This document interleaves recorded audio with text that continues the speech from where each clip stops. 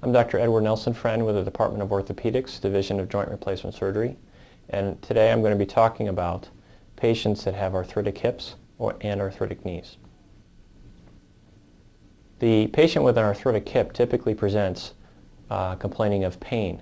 Classically, the pain is located in the groin, which is where the hip joint actually is. Occasionally, they will also have pain in the lateral thigh or in the trochanteric region, as well as in the buttock. On rare instances, patients will actually only have pain in the knee, as hip pain can refer to the knee as well. It is important to ask the patients specifically what kind of limitations they're having on their activities of daily living, specifically looking at their ability to walk and how far they can walk, as well as performing their typical activities of daily living, including going up and down stairs and donning and doffing their shoes and socks.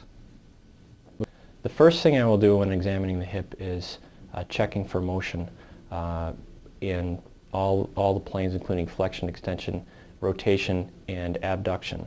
In assessing flexion of the hip, because the lordosis of the spine will flatten out at the extreme of flexion, I will slide my hand underneath the patient's back, behind the lumbar area, and in this way I can tell when his spine starts to compensate.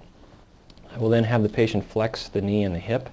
I'll bring the hip all the way up until I start to feel the spine move, and then that will be the maximum amount of their allowable extension. Typically that is approximately 135 degrees.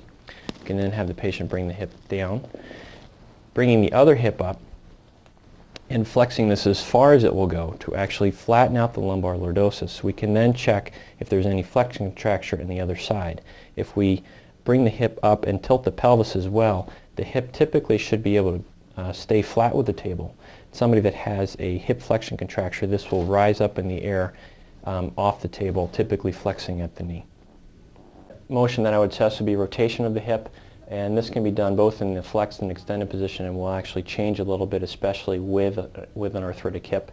And I will have the patient actually keep the hip extended. I will place my hand over the patella and over the knee area, and I will just rotate the hip out.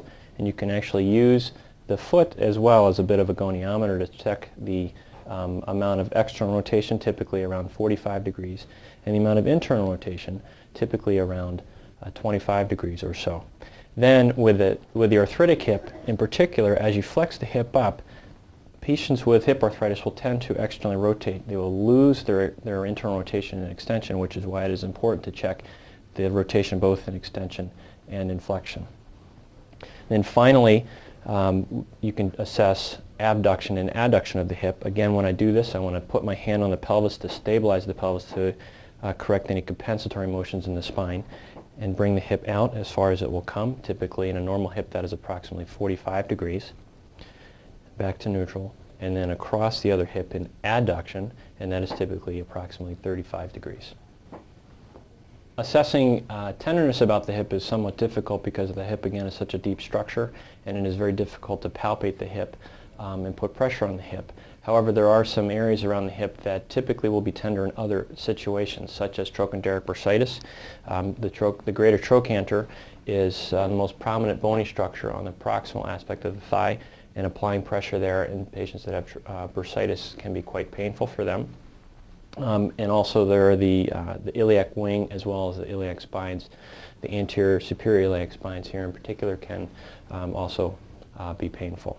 In assessing trochanteric bursitis, that is typically caused by tightness of the iliotibial band, which crosses the greater trochanter, and I will assess the tightness of that as well. And to do that, I will have the patient abduct the hip, extend the hip, and then flex the knee. And then, if the iliotibial band is tight, as you let the leg come back down to neutral and beyond, the leg will actually become quite springy and will not come all the way down to neutral. If they have a normal iliotibial band, it will come all the way down to the other leg, and if it is tight, it will not. I will also assess this, what is called an active straight leg raise on a patient. Typically, the arthritic patient has tenderness or pain in the groin region. Occasionally, you'll have discomfort in the lateral thigh or buttock region as well.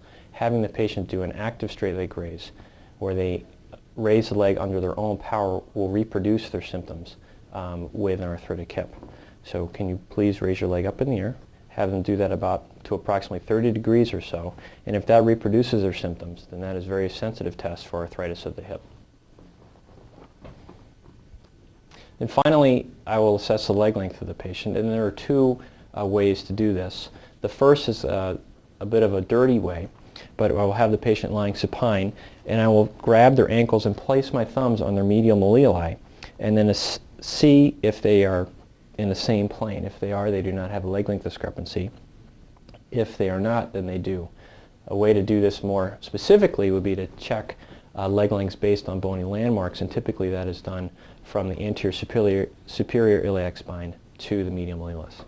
So in assessing the leg length using a tape measure, I could palpate the patient's anterior superior iliac spine in the pelvis and the medial malleolus in the ankle.